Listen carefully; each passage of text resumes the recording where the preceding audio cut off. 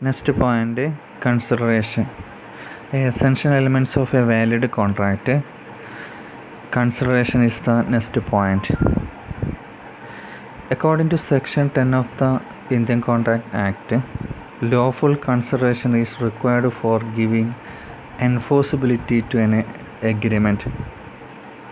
According to Section 25 of the Contract Act, an agreement made without consideration is void.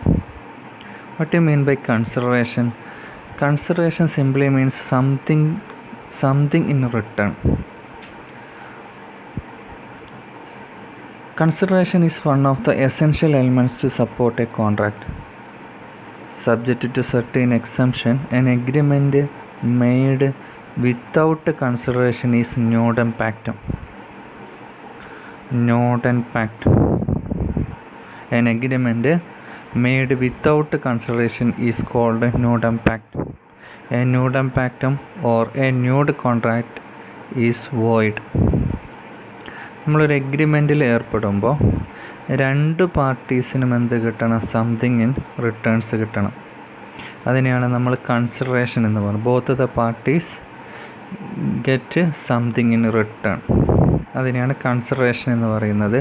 ഒരു എഗ്രിമെൻറ്റിൽ consideration ഇല്ലെങ്കിൽ അതെന്തായി മാറും? നൂഡം പാക്റ്റുമായി മാറും.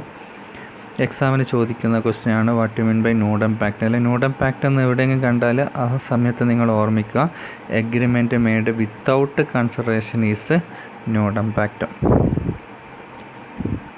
കൺസിഡറേഷൻ വളരെ നിർബന്ധമാണ്. അതുകൊണ്ടാണ് the life blood of every contract. കോൺട്രാക്റ്റിൽ കൺസിഡറേഷൻ ഇല്ലെങ്കിൽ അത് വോയിഡായി മാറും. Consideration it is quid pro quo. Quid pro quo സാധാരണ ഉപയോഗിക്കുന്ന വാക്കാണ് quid pro quo. That is something in return. It is a price of promise. ഇപ്പോൾ ഒരു എഗ്രിമെൻറ്റിൽ ഏർപ്പെടുമ്പോൾ രണ്ടാൾക്കും എന്ത് കിട്ടണം? സംതിങ് ഇൻ റിട്ടേൺസ് കിട്ടണം. ഇവിടെ ഒരു എക്സാമ്പിൾ നോക്കുക. X agree to sell his TV set to Y for ₹8,000. TV set is the consideration of Y. വൈക്ക് കിട്ടുന്ന എന്താ? TV സെറ്റ് ആണെങ്കിൽ എക്സിന് എന്ത് കിട്ടും? 8,000 rupees കിട്ടും. അപ്പോൾ രണ്ടാൾക്കും എന്തുണ്ട്? സംതിങ് ഇൻ റിട്ടേൺസ് ഉണ്ട്. അപ്പോൾ ഇതൊരു വാലിഡ് കോൺട്രാക്റ്റായി മാറും. നോക്കാം, നമ്മൾ ടെസ്റ്റിലേക്ക് പോവുകയാണെങ്കിൽ consideration is the most important element in contract. Consideration means something in return. In every contract, each agreement must be supported by consideration. When one party agrees to give something, he must be benefited by the other party. The concept of benefit is called consideration. അതാണ് ഒരു കോൺട്രാക്റ്റിൽ ഏർപ്പെടുമ്പോൾ രണ്ടാൾക്കും എന്തുണ്ടാകണം? Benefit ഉണ്ടാകണം. ഒരാൾക്ക് മാത്രം എന്തായാൽ പോരാ? Benefit ഉണ്ടായാൽ പോരാ. രണ്ടാൾക്കും സംതിങ് ഇൻ റിട്ടേൺസ് ഉണ്ടാകും.